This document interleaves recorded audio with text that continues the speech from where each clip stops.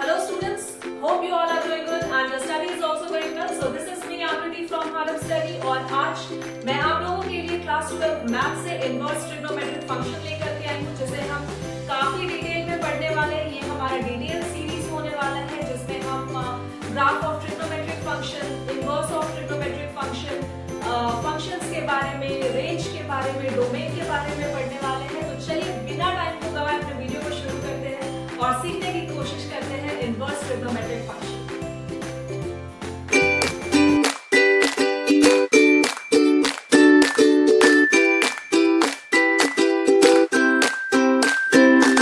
So students, आज हम अपने बहुत ही बेहतरीन टॉपिक इनवर्स ट्रिग्नोमेट्रिक फंक्शन के साथ हैं और आज हम सबसे पहले सीखने की कोशिश करेंगे कि ट्रिग्नोमेट्रिक फंक्शन क्या होते हैं।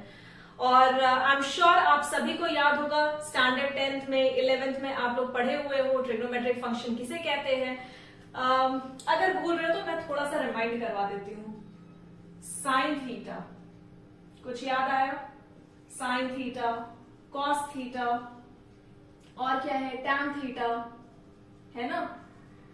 साइन के ऑपोजिट वर्क करता है कॉसेक थीटा, कॉस के ऑपोजिट वर्क करता है सेक थीटा और टैन के ऑपोजिट वर्क करता है कॉट थीटा। तो इसे हम क्या कहते हैं? इसे हम ट्रिग्नोमेट्रिक फंक्शन कहते हैं। अब तो याद आ गया होगा आप लोगों को, इसे हम ट्रिग्नोमेट्रिक फंक्शन कहते हैं। अब अगर ये ट्रिग्नोमेट्रिक फंक्शन है तो आपको इसके डिग्री के वैल्यूज भी याद होंगे, आई एम श्योर। अगर नहीं याद है तो चलिए उसे भी हम एक बार रिवाइज कर लेते हैं। तो हमारा टेबल कुछ इस तरीके से है। Sine theta, cos theta, tan theta, cosec theta, then sec theta and cot theta, correct. और आप यहां क्या सेग्रीगेट करते हो? डिग्रीज को करते हो। तो आप अपना डिग्री लिख लो। यहां से थीटा का वैल्यू हटाओ क्योंकि हम ऑलरेडी डिग्री लिखने वाले हैं, ठीक है। तो यहां से आप एक अच्छा सा लाइन सुंदर सा बनाए और लिखिए 0 degree, then 30 degree, 45 degree, 60 degree. थोड़ा स्पेस कम कर दो क्या? 180 तक या 360 तक लेकर के चलते हैं, ठीक है। चलो स्पेस कम कर लो और 30 degree, then 45 degree, then 60 degree. 120 के बाद आता है हमारा 180 degree, 270 degree and then 360 degree, correct. ये होते हैं हमारे डिग्रीज। तो 0 डिग्री पर साइन कितना? 0। खूबसूरती में कमी नहीं होनी चाहिए, मस्त एकदम लाइन ड्रॉ करो आप लोग अपने स्केल से, पेन से, पेंसिल से, जिससे भी मन करे, ठीक है। और यहां पर मैं वैल्यूज अब हम प्लॉट करेंगे। तो साइन 30 डिग्री का वैल्यू तो आप सभी को पता होगा। अब बारी आती है साइन 120, 180, 270 एंड 360। तो ये जो वैल्यू होंगी √3/2 इंफिनिटी। और आप टैन के ऑपोजिट में क्या लिखते हो? कॉट लिखते हो। तो आप इसी जगह से यहां से लिखना शुरू करो। Infinity, √3, 1/√3 and this is 0। Cosec and sec जो वर्क करता है ये ऑपोजिट करता है। दैट मीन्स अगर कॉसेक 0, 30 आई मीन इंफिनिटी है तो ये होगा 2, this is √2 and what else 2/√3 infinity, ठीक है। तो ये टेबल है। अगर साइन 0 डिग्री पे हम बात करें तो 0, 1 आई मीन हाफ, 1/√2, √3/2 एंड 1। ये 90 डिग्री तक के वैल्यूज आपको ऑलरेडी आप जानते हो। 120, 180, 270 और 360 के वैल्यूज मैं अभी आपको दी हूं। तो आप इस टेबल को बहुत ही प्रॉपर तरीके से क्लीन वे में आप अपने नोटबुक में राइट डाउन करो और उसके बाद मैं आगे की चीजों को डिस्कस करती हूँ।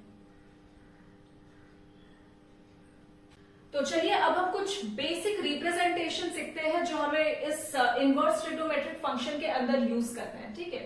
तो अगर मैं लिखूं sine 30 degree is equal to 1/2, correct. Sine 45 degree this is equal to 1/√2, correct.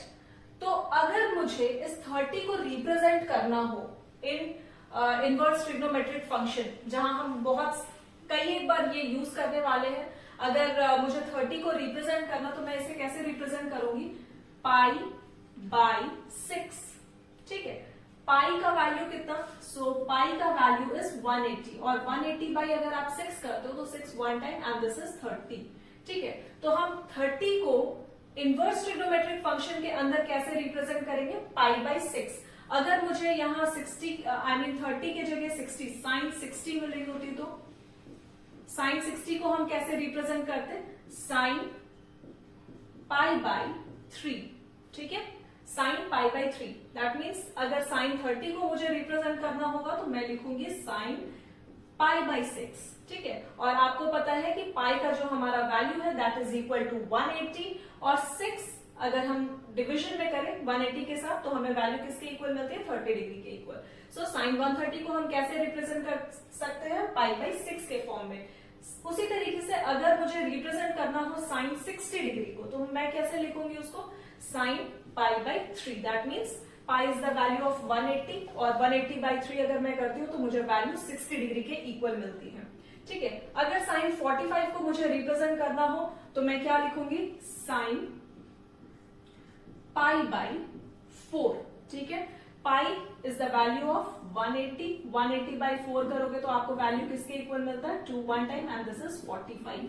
तो साइन 45 को हम कैसे रिप्रेजेंट कर सकते हैं, π/4 के टर्म में, ठीक है। तो ये रहा हमारा बेसिक रिप्रेजेंटेशन। सिर्फ साइन के टर्म में नहीं, आपको कॉस के टर्म में भी कहा जा सकता है कि कॉस 120 को आपको अगर रिप्रेजेंट करना है तो आप कैसे रिप्रेजेंट करोगे, कॉट 60 डिग्री को अगर आपको रिप्रेजेंट करना है तो आप कैसे रिप्रेजेंट करोगे, तो आपको पता है that is cot π/3। This is nothing but cot 60 degree का आपसे वैल्यू कहा जा रहा है, ठीक है।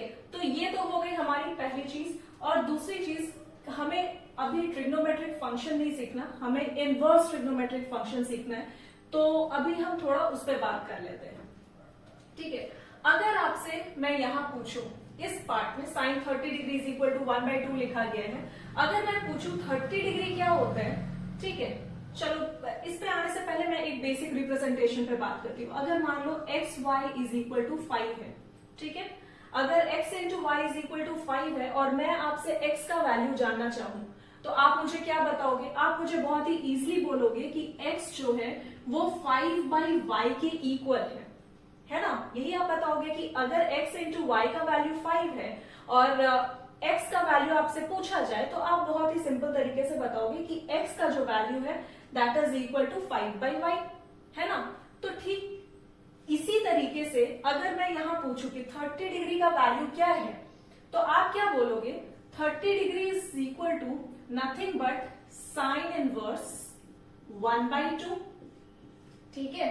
Sine inverse 1/2। आप यहां 30 डिग्री का वैल्यू क्या बताओगे कि this is nothing but sine inverse 1/2। अब आप सोचते होंगे ये साइन इनवर्स में साइन -1 1/2 कैसे लिख दी, तो देखो इसका भी मैं आपको रिप्रेजेंटेशन बता देती हूँ। अगर यहाँ 30 डिग्री है, ठीक है, तो आपसे क्या कहा जा रहा है, 30 डिग्री का वैल्यू बताओ। दैट मीन्स ये साइन कहाँ चला जाएगा, आप साइन को 1/sin लिख सकते हो, क्योंकि यहाँ अगर मल्टीप्लीकेशन में है तो ऑब्वियस सा बात सेम रिप्रेजेंटेशन है ना। तो आप इसे क्या करोगे, डिनोमिनेटर में लिखोगे और मल्टीप्लाई कर दोगे 1/2 के साथ। हालांकि हम इस तरीके से रिप्रेजेंट नहीं करते हैं, हमारा जो मेजर रिप्रेजेंटेशन है वो इस बेसिस पर है, ठीक है। हम जो रिप्रेजेंट करते हैं वो साइन इनवर्स 1/2 के फॉर्म में करते हैं, हम इस स्टेप को दिखाते नहीं है, ठीक है। तो ये 1/sin को हम नहीं लिख सकते, साइन इनवर्स, ये अगर न्यूमरेटर में साइन चला जाता तो ऑब्वियस सा बात है, ये हमने जब एक्सपोनेंट्स पढ़ा हुआ है क्लास 9-8 में, तब से हम जान रहे हैं ये जो साइन है अगर डिनोमिनेटर में इसे हम न्यूमरेटर में लेकर जाते हैं तो ये पावर क्या हो जाता है, नेगेटिव हो जाता है। दैट मीन्स साइन -1 और ये जो वैल्यू है वो as it is, that is half, ठीक है। और इसी रिप्रेजेंटेशन को हम क्या कहते हैं, इनवर्स ट्रिग्नोमेट्रिक फंक्शन, ठीक है। क्लियर है कि हम साइन इनवर्स 1/2 जिस तरीके से रिप्रेजेंट किया गया है वही क्या है, इनवर्स ट्रिग्नोमेट्रिक फंक्शन है। हालांकि मैं आपको क्लियर कर दूं, मैं ये सब समझाने के लिए बताई थी कि ये साइन और 30 के बीच में मल्टीप्लिकेशन है, बट एक्चुअली में ये मल्टीप्लिकेशन होता नहीं, ये दोनों ही टर्म्स जो होते हैं ना साथ में होते हैं। ठीक है, तो चलिए अब अगर मैं यहां से साइन इनवर्स का वैल्यू पूछूं तो आप 45 डिग्री का वैल्यू अगर मैं पूछ रही हूं तो आप क्या बताओगे, 45 degree is nothing but sine inverse 1/√2। ठीक है, यही वैल्यू होगा 45 डिग्री का। क्लियर है? तो मुझे बहुत ही इंपॉर्टेंट टॉपिक है लाइक इनवर्टिबल फंक्शन। पहले हम इन टॉपिक्स पर डिस्कस करते हैं और उसके बाद हम कुछ क्वेश्चंस लेते हैं। तो हमारा जो फर्स्ट टॉपिक है दैट इज इनवर्टिबल फंक्शन, जो कि इस इनवर्स ट्रिग्नोमेट्री फंक्शन के अंदर काफी इंपॉर्टेंट रोल प्ले करता है। एक्चुअली में ये जो इनवर्टिबल फंक्शन है इसे हम कहते हैं दिस इज 1/1/2 फंक्शन। अगर आप रिलेशन फंक्शन पढ़े होंगे तो आपको पता होगा 1/1/2 फंक्शन क्या है। अगर आप नहीं पढ़े हो तो भी कोई दिक्कत नहीं है, मैं अभी आपको इसको बताने वाली हूं, तो आप अपना कॉन्सेंट्रेशन पूरी 100% रखना है। यहां पर में फंक्शन जो है ना एक्चुअली 2 पार्ट्स में डिवाइडेड है। ठीक है, मैं थोड़ा सा जिस्ट दे रही हूं रिलेशन एंड फंक्शन पे, जो हम फंक्शन पढ़े ना उसके बारे में। तो यहां फंक्शन 2 पार्ट्स में डिवाइडेड है। First is 1/1 function. ठीक है, 1/1 फंक्शन को हम क्या कहते हैं, इसे हम इंजेक्टिव भी कहते हैं। इस 1/1 फंक्शन को हम इंजेक्टिव कहते हैं और इसका जो सेकेंड पार्ट है that is also called many one function. ठीक है, जो हमारा सेकेंड पार्ट है इसे हम क्या कहते हैं, मेनी वन फंक्शन। और इसका दूसरा नाम क्या है, सर्जेक्टिव। सर्जेक्टिव। ठीक है, अब आप सोच रहे होंगे ये 1/1 फंक्शन क्या है, मेनी वन फंक्शन क्या है। तो 1/1 फंक्शन में हम एक एलिमेंट लेते हैं और दूसरे साइड क्या लेते हैं, उसके इमेज लेते हैं। इनफैक्ट दोनों ही फंक्शन, जब भी हम फंक्शन पर डिस्कस करते हैं ना तो फंक्शन आप रिप्रेजेंटेशन उसका जानते होंगे कि that is being represented as f, और उसके फंक्शन में एक्स हो सकता है, वाई हो सकता है। लेकिन जब हम बात कर रहे हैं 1/1 फंक्शन की ना, तो यहां पर भी एक साइड होता है हमारा एलिमेंट, एक साइड हमारा होता है एलिमेंट और दूसरे साइड होता है उसका इमेज। ठीक है, एक साइड होता है उसका एलिमेंट, आप लिखते चलो मेरे साथ, और दूसरे साइड उसका होता है इमेज। जब हम बात कर रहे होते हैं 1/1 फंक्शन का, तो अगर एलिमेंट ए है, बी है, सी है और डी है, ठीक है, तो इसका इमेज क्या बनेगा, कुछ भी नंबर आप अभी अज्यूम कर सकते हो, कुछ भी वेरिएबल लाइक डी, ई, एफ, जी, एच। ठीक है, ये variable I have kept in the image section. तो यहां पर भी जितने भी एलिमेंट्स है ना, लाइक फॉर एग्जांपल अगर हमारा एलिमेंट ए है तो उसका इमेज कितना बनेगा, सिर्फ एक। अगर बी एलिमेंट है तो उसका इमेज कितना बनेगा, सिर्फ एक। अगर सी एलिमेंट है तो उसका इमेज कितना बनेगा, सिर्फ एक। दैट इज, इसमें से कोई से भी वैल्यू हो सकते हैं, वो आपके इक्वेशन पे डिपेंड करेंगे। अगर मान लो मैं फंक्शन लेती हूँ f(x) is equal to 2x² + 3, ठीक है, तो यहां अगर मैं x का वैल्यू ABCD हटा करके और यहां इमेज का भी वैल्यू मैं हटा दूं, तो अगर मान लो ये भी हटा देती हूँ, जब समझा रही हूँ तो पूरा क्लियर बताती हूँ, एक सेकंड। अगर मान लो मेरा x का वैल्यू 1, 2 और 3 एज एलिमेंट है, ठीक है, आप क्या करोगे, इस इक्वेशन में पुट करोगे 1 का वैल्यू, तो आपको वैल्यू कितना मिलेगा, फर्स्ट टाइम 5, करेक्ट। अगर आप सेकेंड एलिमेंट पुट करते हो 2 और 2 का square +3, that means 2 2s are 4 and 4 2s are 8, 8 + 3 is how much, 11। तो हमारा फर्स्ट एलिमेंट किसके इक्वल, 5 के equal, second element 6, third element मैं 11 पुट कर रही हूं। और मान लो अगर इस 2 के जगह पे हमारा थर्ड एलिमेंट है 3, तो क्या होगा, 3 3s are 9 and 9 2s are 18 and 18 + 3 is how much, so this is 21। ठीक है, यहां मान लो मैं नेक्स्ट एलिमेंट 15 रख रही हूँ, यहाँ 16 रख रही हूँ और उसके बाद 21 रख रही हूँ। तो अब आप बताओ इस 1 एलिमेंट का जो इमेज बनेगा वो क्या बनेगा, 5 बनेगा, सिंपल।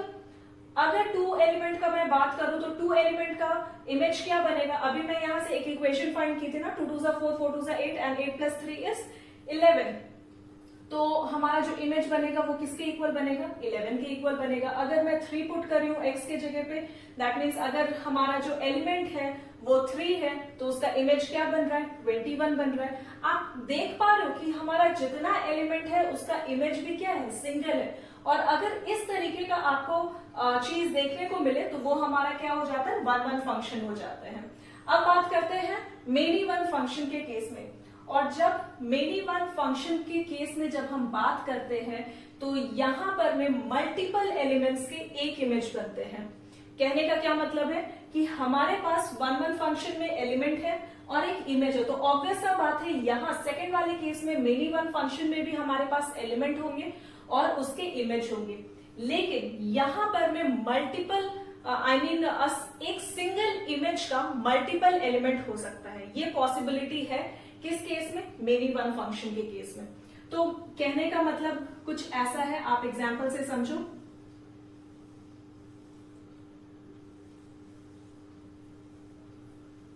ठीक है, ये हमारा एलिमेंट को रिप्रेजेंट कर रहा है और दूसरे साइड क्या है, इमेज को रिप्रेजेंट करता हुआ।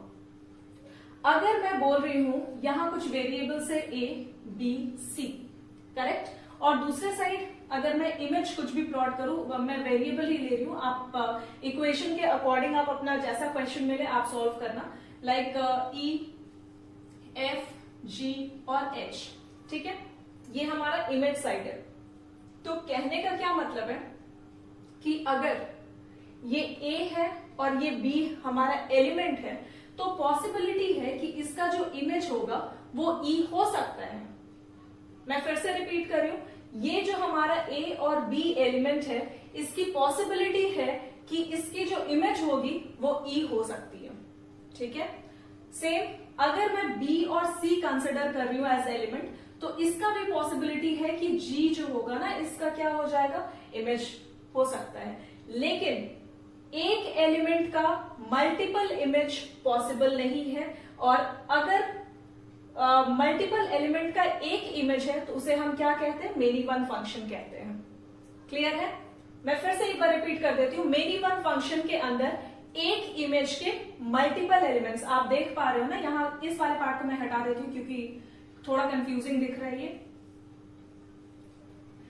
एक इमेज का मल्टीपल एलिमेंट है ना, लेकिन एक एलिमेंट का मल्टीपल इमेज मेनी वन में पॉसिबल नहीं है। सिर्फ और सिर्फ मल्टीपल एलिमेंट्स के एक इमेज हो सकते हैं। ठीक है, और इस तरीके का जब केस आपको देखने को मिले तो ये केस किस में जाएगा, मेनी वन फंक्शन के अंदर जाएगा, जिसे हम सर्जेक्टिव भी कहते हैं।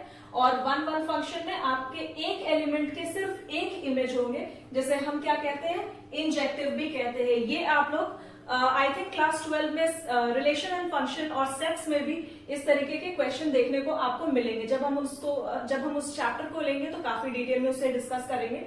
लेकिन अभी के लिए बस आप इतना समझो कि 1 1 function is called injective, many one function is called surjective, और 1 1 फंक्शन में होते क्या है, तो एक एलिमेंट के एक इमेज, और मेनी वन फंक्शन में क्या होंगे, मल्टीपल एलिमेंट्स के एक इमेज।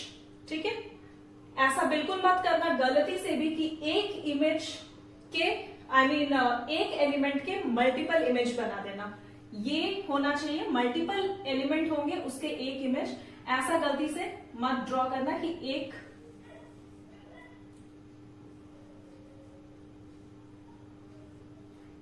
एलिमेंट के मल्टीपल इमेज, ये पॉसिबिलिटी नहीं है। ठीक है, फिर ये जो डायग्राम होगा वो गलत हो जाएगा। इसमें सिर्फ और सिर्फ एक ही चीज पॉसिबल है, दैट इज 2 एलिमेंट और उसके इमेज 1। ठीक है, तो आप इसे नोट डाउन करना चाहे तो कर सकते हैं। यहां से मैं आपको एक चीज और बताना चाहूंगी कि ट्रिग्नोमेट्री फंक्शन जो जनरली होते हैं दैट इज नॉट 1 1 फंक्शन। ठीक है, ट्रिग्नोमेट्री फंक्शंस जो हम यूज करते हैं ना वो 1 1 फंक्शन नहीं होते। क्यों नहीं होते, क्योंकि उसके अंदर बहुत सारे डिग्रीज होते हैं। हम 0 डिग्री पे भी वर्क करते हैं, हम 30 डिग्रीज पे भी वर्क करते हैं, 45 डिग्रीज पर भी वर्क करते हैं, 60 डिग्री अप टू 360 डिग्री तक हम वर्क करते हैं। तो दैट मीन्स जब ट्रिग्नोमेट्री फंक्शन के यहाँ वन वन फंक्शन नहीं होते तो ऑब्वियस सा बात है इनवर्स ट्रिग्नोमेट्री फंक्शन के भी अंदर वो एग्जिस्ट नहीं करेंगे, है ना। लेकिन अगर इसको मुझे एग्जिस्ट करवाना हो तो हम इनवर्स ट्रिग्नोमेट्री फंक्शन के अंदर एक डोमेन का यूज करते हैं, ठीक है। डोमेन और रेंज का यूज करते हैं एक्चुअली में। और ये डोमेन और रेंज करता क्या है, तो ये जो हमारे वैल्यूज है ना उसको रिस्ट्रिक्ट करता है।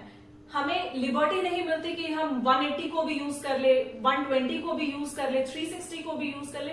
दैट मीन्स वो हमारे रेंज को क्या करता है, लिमिट करता है हर फंक्शन के according. Like sine theta, cos theta, tan theta, cosec theta, sec theta, cot theta, इन सबके रेंज को क्या करता है ना, रिस्ट्रिक्ट करता है कि हमें इस पर्टिकुलर रेंज के अंदर रहकर ही अपने फंक्शंस को यूज करना है। क्लियर है चीजें। तो जैसा कि अभी हमने डिस्कस किया कि ट्रिग्नोमेट्री फंक्शन के अंदर वन वन फंक्शन नहीं होते। दैट मीन्स अगर उसके एक एलिमेंट है तो उसके इमेज कितने होने चाहिए, एक ही होने चाहिए। लेकिन ऐसा ट्रिग्नोमेट्री फंक्शन के अंदर देखने को मिलता है क्या कि उसके सिर्फ और सिर्फ 1 डिग्रीज हो, नहीं होता। मतलब अगर साइन थीटा तो हम स्पेसिफिकली बात करते हैं क्या कि हमारे पास साइन थीटा 180 डिग्री है, हमारे पास 30 नहीं है, 45 नहीं है, 60 नहीं है, 90 नहीं है। नहीं, हमारे पास काफी डिग्रीज ऑफ एंगल है इनसाइड साइन थीटा, है ना। मतलब साइन थीटा के अंदर हम 0 डिग्री से लेकर के 360 डिग्री तक के एंगल्स पर हम बात करते हैं। आप क्वाड्रेंट में भी पढ़े हो कि 0 से 90 that is the first quadrant, 90 to 180 that is the second quadrant, third quadrant पे अगर हम बात करें so that is 180 to 270 and then 270 to 360 is our fourth quadrant. तो हमारे पास डिग्रीज की कमी नहीं है, हमारे पास मल्टीपल डिग्रीज है। लेकिन यहां पर में क्या कहा जा रहा है कि अगर trigonometry function are not one one function, trigonometry function one one function नहीं है, तो फिर ये फंक्शन एग्जिस्ट कैसे करेगा। जब हम इसे फंक्शन कह रहे हैं तो दैट मीन्स फंक्शन का मतलब ही क्या है कि उसमें वन वन फंक्शन होंगे या मेनी वन फंक्शन होंगे। लेकिन ट्रिग्नोमेट्री फंक्शन कह रहा है कि नहीं, हमारे पास वन वन फंक्शन ही नहीं है। अब आप सोचो, इस चीज को शॉर्ट आउट करने के लिए हमारे पास पिक्चर में आता है इनवर्स ट्रिग्नोमेट्री फंक्शन, ठीक है। और इनवर्स ट्रिग्नोमेट्री फंक्शन क्या कहता है कि कोई टेंशन नहीं है, अगर आपके पास आपके पास अगर रिस्ट्रिक्टेड वैल्यूज नहीं है तो हम आपको एक रिस्ट्रिक्टेड वैल्यूज प्रोवाइड करेंगे। फॉर एग्जाम्पल अगर हम साइन के केस में बात करें तो साइन के केस में हमारे पास एक रिस्ट्रिक्टेड वैल्यू दी गई है दैट इज -π/2 टू π/2। आपको जो भी वैल्यूज यूज करना है आप इसी के अंदर रह करके यूज करोगे। π/2 इज व्हाट, 90 डिग्री, है ना।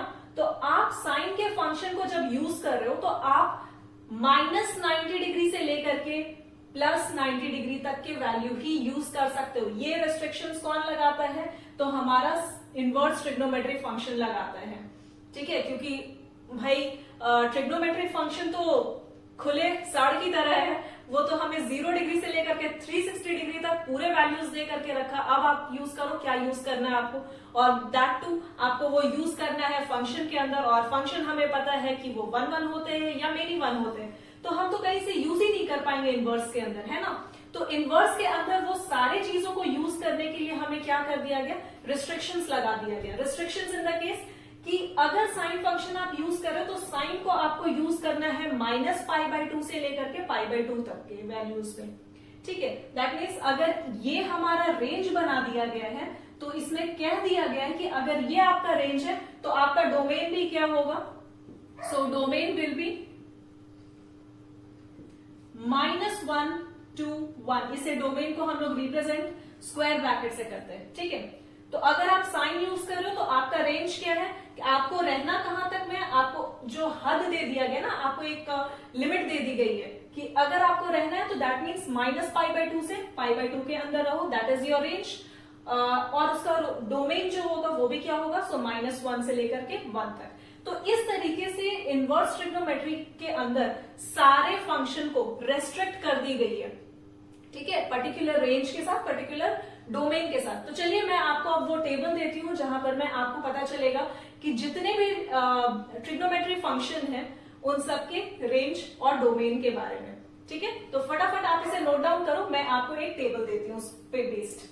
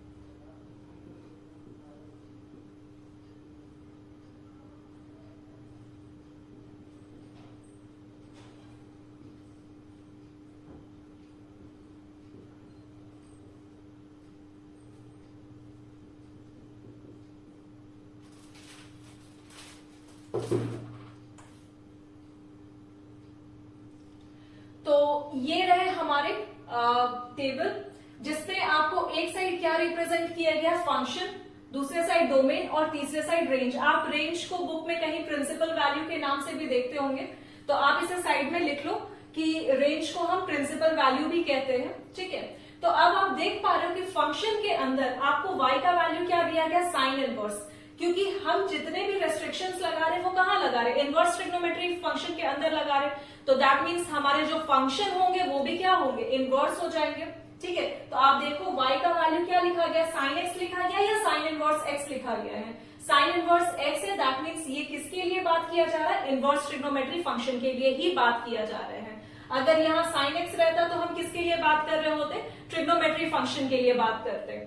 लेकिन यहाँ पर भी क्या है, sine inverse x, cos inverse x, tan inverse x, और ये सारे वैल्यूज, जितने भी 6 वैल्यूज होते हैं ना, जितने भी 6 फंक्शंस होते हैं, वो किस बेसिस पे बात किया जा रहा है, तो इनवर्स ट्रिग्नोमेट्री फंक्शन के बेसिस पे बात किया जा रहा है। और अब आप दूसरे साइड देखो कि आपको क्या दिए गए हैं, डोमेन दिए गए। दैट मीन्स अगर आप साइन इनवर्स x की बात कर रहे हो तो दैट मीन्स आपका जो डोमेन बन रहा है वो कहां से कहां तक बन रहा है, -1 से 1 तक, और इसका रेंज क्या बन रहा है, सो -90 टू +90। ठीक है, मतलब वो इनवर्स, साइन इनवर्स को क्या किया गया, रेस्ट्रिक्ट कर दिया है एक पर्टिकुलर रेंज के साथ, and our range is -90 to +90। और आप इसका रिप्रेजेंटेशन देखो, -π/2 टू +π/2, करेक्ट। ठीक उसी तरीके से कॉस इनवर्स x को भी हमारा जो रेंज दिया गया है that is 0 to π, 0 to π, that means 0 to 180 degree तक का जो रेंज है वो हमारा कॉस इनवर्स x का रेंज है, और इसका डोमेन भी क्या है, -1 टू +1। और इसी तरीके से आपको सारा जितना भी फंक्शन है इनवर्स ट्रिग्नोमेट्री फंक्शन के अंदर, आपको जितने भी फंक्शंस दिए गए हैं वो सबके डोमेन, वो सबके रेंज आपको इस टेबल में दिख रहे हैं। आप इसे नोट डाउन करो, उसके बाद इससे रिलेटेड हम कुछ क्वेश्चंस पर डिस्कस करेंगे। पहले आप इसे लिख लो। तो हमारा फर्स्ट क्वेश्चन है, find the principal value of each of the following. आपका फर्स्ट क्वेश्चन क्या है, साइन इनवर्स 1/√2, करेक्ट। तो आपको इस क्वेश्चन में करना क्या है, आपको फाइंड क्या करना है, प्रिंसिपल वैल्यू। प्रिंसिपल वैल्यू बोले तो रेंज फाइंड करना, और जब रेंज फाइंड करने कहा जा रहा है तो आपके पास क्या होना चाहिए, थीटा, दैट मीन्स एंगल का वैल्यू होना चाहिए, है ना। तो आप साइन इनवर्स 1/√2 को क्या लिख सकते हो, किसके इक्वल लिख सकते हो, साइन इनवर्स 1/√2 को आप थीटा के इक्वल लिख सकते हो, करेक्ट। मतलब आपका जो ये टर्म है y, ये आप किसके इक्वल रख रहे हो, थीटा के इक्वल रख रहे हो। तो साइन थीटा का वैल्यू क्या बन जाएगा, इसके बेसिस पर 1/√2 बनेगा। आई होप इसमें किसी को कोई प्रॉब्लम नहीं होगी। साइन इनवर्स 1/√2 हमने क्या अज्यूम किया, थीटा के इक्वल, ये हमारा अजम्पशन वैल्यू है। सो साइन थीटा का वैल्यू क्या बनेगा, 1/√2 बनेगा। इतनी चीजें क्लियर है। तो इसके बेसिस पर हम इस 1/√2 को क्या लिख सकते हैं, साइन π/4 लिख सकते हैं। वीडियो को थोड़ा देर पहले लेकर के जाओ और याद करो कि जब मैं बता रही थी आपको कि किसी भी नंबर, किसी भी वैल्यूज को जब हम रिप्रेजेंट करते हैं, दैट मीन्स अगर हम 45 हो गया या 30 हो गया या 60 हो गया, इसे हम इनवर्स ट्रिग्नोमेट्री के अंदर रिप्रेजेंट किससे करते हैं, तो पाई के टर्म में करते हैं। That means π/4 is the representation of nothing but 45 degree, है ना। अगर हमें 30 डिग्री को रिप्रेजेंट करना हो तो हम इसे क्या लिखते हैं, π/6 लिखते हैं, क्योंकि हमें पता है पाई का वैल्यू कितना, 180/6 इज हाउ मच, 30 डिग्री। और सेम केस अगर हम 60 को रिप्रेजेंट करें तो दैट मीन्स इसे हम क्या लिखते हैं, π/3 लिखते हैं। That means pi is again 180, 180/3 is nothing but 60 degree. ठीक है, तो यहाँ हमारे पास वैल्यू क्या है, π/4, और ये π/4 किसका वैल्यू है, हमें पता है कि साइन फंक्शन के अंदर 1/√2 हमें साइन 45 डिग्री का वैल्यू देता है। ठीक है, that means sign 45 degree is nothing but 1/√2, है ना। तो साइन 45 का वैल्यू कितना, 1/√2। तो हम 1/√2 45 डिग्री को हम कैसे लिख सकते हैं, इनवर्स ट्रिग्नोमेट्री फंक्शन के अंदर π/4। इतनी चीजें क्लियर। तो इसके बेसिस पर यहां आप क्या लिखोगे कि sine theta is equal to nothing but sine π/4। तो थीटा का वैल्यू कितना बन जाता है, थीटा का वैल्यू बन जाता है π/4। इतनी चीजें क्लियर है सबको। अभी थीटा का वैल्यू अगर π/4 है तो आपको एक और चीज पता है कि ये जो π/4 है, नेक्स्ट स्टेप में आप लिखना π/4 belongs to sin/4 belongs to, आपको साइन का रेंज पता है, साइन का रेंज क्या है, -π/2 टू π/2, है ना, यही तो होता है रेंज साइन इनवर्स के केस में। अभी जो मैं आपको टेबल दी थी वहां पर में भी आप देखो, रेफर करो उस टेबल को, तो आपको पता चलेगा कि साइन इनवर्स का जो रेंज है वो कितना है, -π/2 से लेकर के π/2 है ना। तो साइन इनवर्स का वैल्यू कितना, -π/2 से π/2। तो दैट मीन्स अब आप इस वैल्यू को, दैट मीन्स आपका जो थीटा का वैल्यू आया, आप उसे चेक करो, ये वैल्यू किसके इक्वल, 45 डिग्री के इक्वल, और आपका रेंज क्या है, -90 टू +90, है ना। तो -90 और +90 के बीच में जो रेंज लाई कर रहा है वो 45 डिग्री का भी लाई कर रहा है, क्योंकि इस रेंज के बीच में -π/2 से लेकर के +π/2 तक आपका रेंज क्या है, 0 है, 30 है, 45 है, 60 है, 90 है, 129, सिर्फ 90 तक के वैल्यू, है ना, क्योंकि -90 से +90 तक। तो दैट मीन्स 0 टू 90 डिग्री के जो वैल्यूज होंगे वो क्या होंगे, उसके बीच के जो भी डिग्रीज होंगे वो लाई करेंगे कहां, इस रेंज के अंदर, साइन इनवर्स के केस में। और यही बनेगा आपका बहुत ही सिंपल सा आंसर इस क्वेश्चन का। तो इसी तरीके से हम कॉस इनवर्स √3/2 के लिए भी फाइंड कर सकते हैं। पहले आप इस क्वेश्चन को नोट डाउन करो, फिर मैं आपको वो वाला सेकेंड क्वेश्चन बताती हूँ।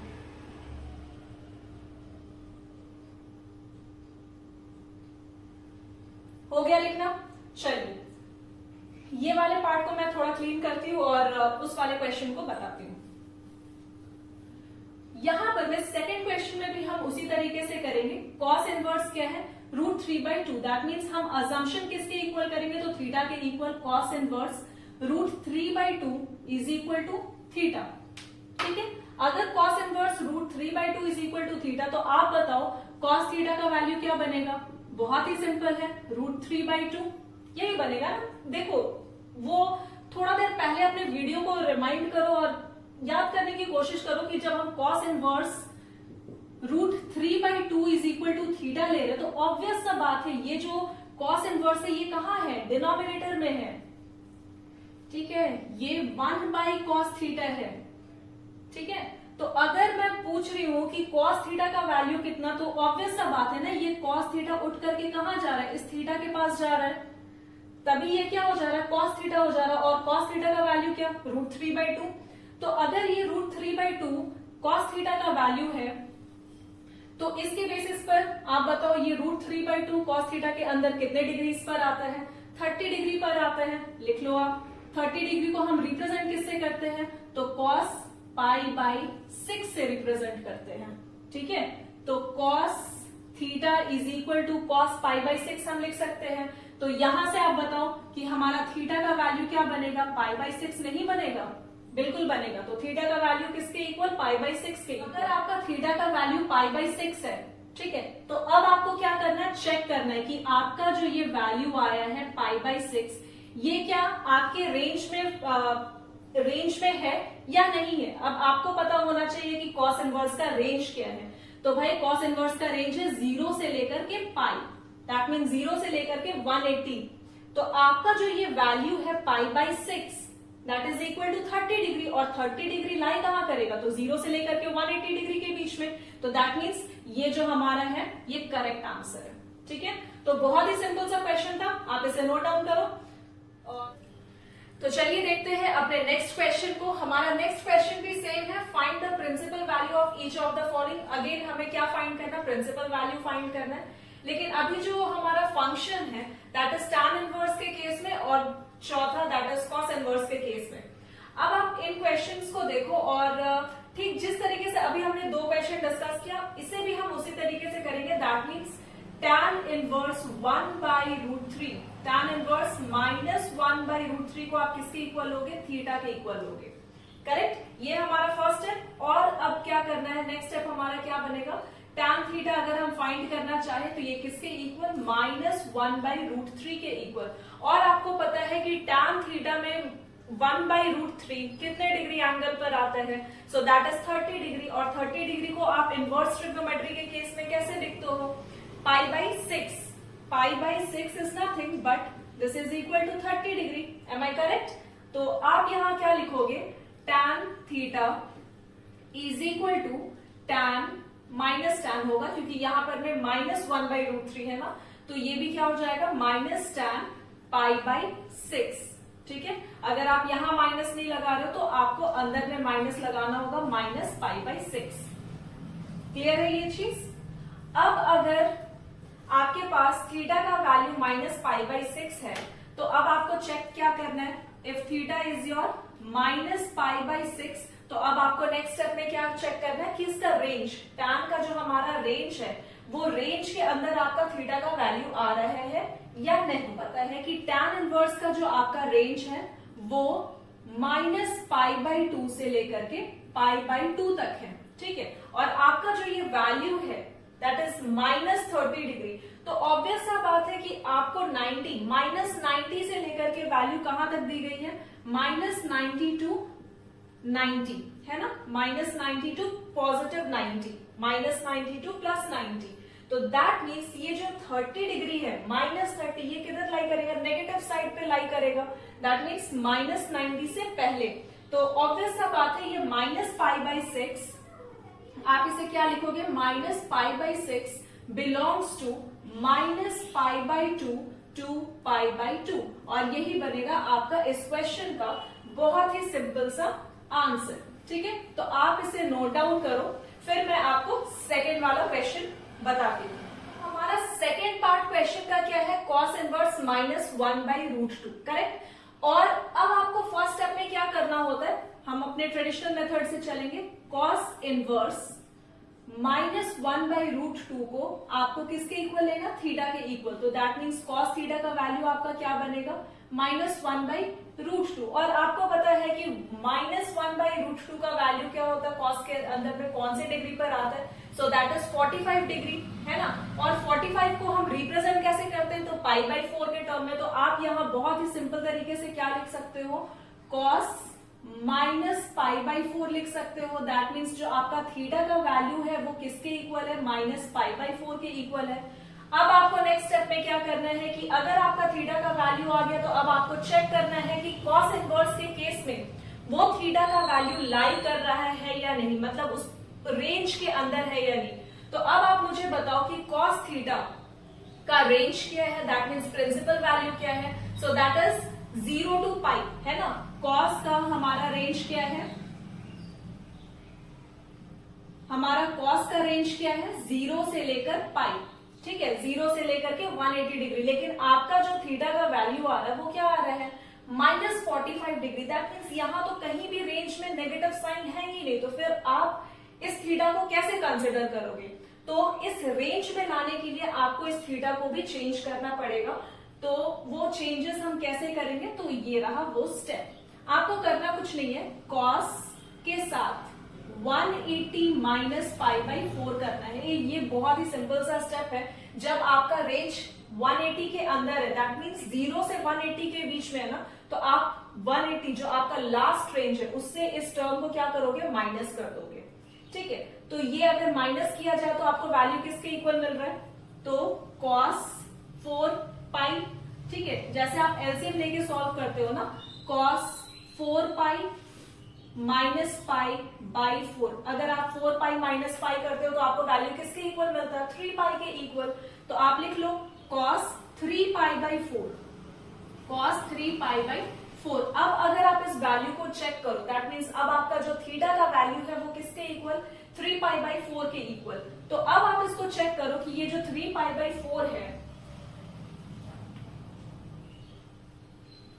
ये जो 3π/4 है, ठीक है, 3 इंटू 180/4, दैट मीन्स ये 2 time, this is 90 time, 2 1 time and 45 time. That means ये कितना हो जाएगा? 45 इंटू 3 इज 5 3 15, 5 4 3 12, 135। ठीक है, तो ये जो cos का वैल्यू आया, जो थीटा का आपका वैल्यू आया, वो किसके इक्वल आया? 135 डिग्री के, I mean 135 डिग्री आता है। तो अगर ये 135 डिग्री है तो अब इस रेंज के अंदर है, कॉस के रेंज के अंदर है। अब आप चेक करो कॉस का रेंज क्या 0 से लेकर के 180, और ऑब्वियस सा बात है कि ये 135 डिग्री कहाँ लाई करेगा, तो इस रेंज के अंदर लाई करेगा। और इसको लिखने का नोटेशन क्या होगा,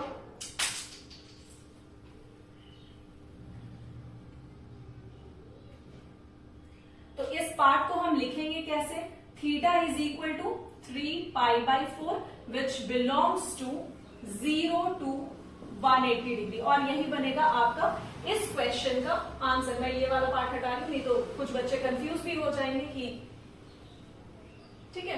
तो इस क्वेश्चन का ये बनेगा हमारा आंसर। थीटा का वैल्यू इज हाउ मच, तो 3π/4 आप लिख लो। 3π/4 जो है वो किससे बिलोंग कर रहा है, तो 0 से लेकर के 180 डिग्री के बीच में लाई कर रहा है। सो ये रेंज को, ये वैल्यू थीटा का सेटिस्फाई कर रहा है, और यही हमारा क्या होगा, प्रिंसिपल वैल्यू होगा इस कॉस इनवर्स -1/√2 का। तो आप इसे नोट डाउन करो, फिर हम कुछ और क्वेश्चंस लेते हैं। तो चलिए देखते हैं कुछ और क्वेश्चंस को, like cot inverse -√3, cosec inverse -1। इस क्वेश्चन को हम कैसे कर सकते हैं, आपको सबसे पहले करना क्या है, इस टर्म को आपको अज्यूम करना है किसके इक्वल, थीटा के इक्वल। दैट मीन्स कॉट इनवर्स -√3 आपको किसके इक्वल लेना है, थीटा के इक्वल, हमारा सबसे ट्रेडिशनल मेथड, ठीक है। अब आपको क्या करना, कॉट थीटा का वैल्यू पता करना है, तो कॉट थीटा का वैल्यू क्या हो जाएगा, बताओ फटाफट से आप लोग। Cot theta is nothing but -√3, यही तो होता है कॉट थीटा का वैल्यू। अगर मुझे इस स्टेप से फाइंड करना हो तो मैं क्या लिखूंगी, कॉट थीटा इज -√3, करेक्ट। तो अब हम क्या चेक करते हैं कि ये जो थीटा का वैल्यू है एक्चुअली कॉट के अंदर कौन से डिग्री ऑफ एंगल पे आता है। तो आप सभी को पता है कि कॉट 30 डिग्री जब आप करते हो, है ना, मतलब π/6, कॉट -π/ अगर 6 करते हो तो ये वैल्यू आपको किसके इक्वल मिलता है, -√3 के इक्वल मिलता है, करेक्ट। तो आपका थीटा का वैल्यू यहां से क्या बनेगा, -π/6 बनेगा। अब आपको क्या करना है नेक्स्ट स्टेप में, अगर थीटा का वैल्यू -π/6 है तो आपको इसका रेंज पता करना है। दैट मीन्स आपको कॉट थीटा का प्रिंसिपल वैल्यू पता करना है। अब आप मुझे फटाफट से बताओ इस कॉट थीटा का प्रिंसिपल वैल्यू क्या होगा। आप सभी को पता, अपने अपने टेबल को चेक करो और मुझे बताओ कॉट थीटा का प्रिंसिपल वैल्यू मैं क्या लिख पाई हूं आपको। तो आपको पता है कि कॉट इनवर्स का जो प्रिंसिपल वैल्यू है वो 0 to π है, करेक्ट। तो अगर ये 0 to π है और इसका वैल्यू -30 है तो आप बताओ क्या ये इस रेंज में लाई करेगा, नहीं, ये लाई ही नहीं करेगा। तो दैट मीन्स मुझे इस थीटा को कुछ ऐसा वैल्यू बनाना है जो इस रेंज में, इस प्रिंसिपल वैल्यू में लाई करे। तो मैं क्या करूंगी, यहां पर मैं कॉट 180 जो हमारा लास्ट रेंज है ना, उससे इस वाले पार्ट को सॉल्व करूंगी। दैट मीन्स π-π/6, और जब ऐसा करती हूं तो मुझे वैल्यू मिलता है कॉट इनवर्स 5π/6। अब आप सोच रहे होगे ये 5π/6 कैसे आया, तो अगर आप एलसीएम लेते हो तो 1 के टेबल में 6 टाइम्स 6π - π इज 5π/6। अगर आप 5π/6 को सॉल्व करते हो तो आपको वैल्यू किसके इक्वल मिलता है, 5 × 180/6। That means 6 1 time and this is 30 time, है ना। तो 30 × 5 इज हाउ मच, 150 डिग्री। तो ऑब्वियस सा बात है ना भाई कि 150 डिग्री जो है इस रेंज में तो आराम से लाई कर रहा है, मतलब 0 से ज्यादा है और 180 से कम है 150, तो सेटिस्फाइड। तो हमारा जो थीटा का वैल्यू बनता है अब क्या बनेगा, थीटा इज इक्वल टू 5π/6, और ये जो थीटा का वैल्यू है ये बिलोंग कर रहा है कहां से कहां तक, कॉट इनवर्स का रेंज क्या है, कॉट इनवर्स का प्रिंसिपल वैल्यू क्या है, तो 0 to π, और यही बनेगा हमारा इस क्वेश्चन का बहुत ही सिंपल सा आंसर। ठीक है, आपको सिर्फ अपने थीटा के वैल्यू पर ध्यान देना और बचे हुए काम तो आप चुटकियों में कर लोगे। ठीक है, तो चलिए देखते हैं अपने नेक्स्ट क्वेश्चन को। लिखना हो गया आप लोगों का। चलिए मैं इस वाले पार्ट को क्लीन कर रही हूं। यहां पर मैं आपको सेकेंड क्वेश्चन में क्या कहा जा रहा है कि कॉसेक इनवर्स -1, कॉसेक इनवर्स -1 को सबसे पहले आप किसके इक्वल लोगे, तो थीटा के इक्वल आपको लेना है। That means cosec inverse -1 is equal to theta. तो कॉसेक थीटा क्या बनेगा, कॉसेक थीटा बनेगा -1। Am I correct? यस। अब आप मुझे बताओ ये cosec theta I mean theta के कौन से डिग्री पर 1 वैल्यू आता है, आई मीन -1 आता है। तो आप सभी को पता है, you people are extremely intelligent, और आप सब लोग हंसते हंसते बोलते होंगे ओ दिस इज -π/2।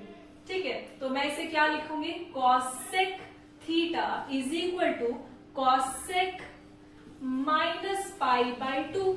ठीक है, अगर कॉसेक -π/2 है तो अब आपको करना क्या है, ये थीटा का वैल्यू इज हाउ मच, -π/2। अब आप इसको क्या करो, इसके प्रिंसिपल वैल्यू को चेक करो। तो कॉसेक का जब आप प्रिंसिपल वैल्यू चेक करते हो तो आपको पता है कि कॉसेक इनवर्स का प्रिंसिपल वैल्यू होता है -π/2 टू π/2, करेक्ट। तो अब आपका जो थीटा है वो हंसते हंसते सेटिस्फाई कर रहा है, तो आप क्या लिखोगे, theta is equal to -π/2 belongs to -π/2 to π/2, और यही बनेगा आपका इस क्वेश्चन का बहुत ही सिंपलेस्ट आंसर। ठीक है, तो आज के बेसिक वीडियो में बस हम इतना ही रखते हैं।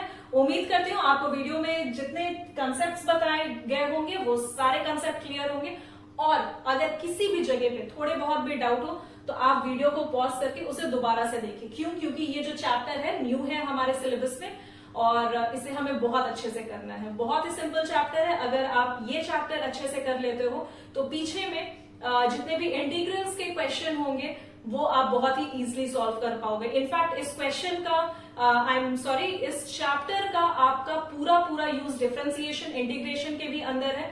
तो मैं आपसे यही कहूंगी कि आप इस चैप्टर को बहुत अच्छे से बनाएं। ठीक है, क्योंकि अभी इस जगह पे आपको बहुत ही बेसिक कंसेप्ट क्लियर करने हैं, ताकि आप इंटीग्रेशन और डिफरेंशिएशन के अंदर इसे अच्छे से यूज कर पाए।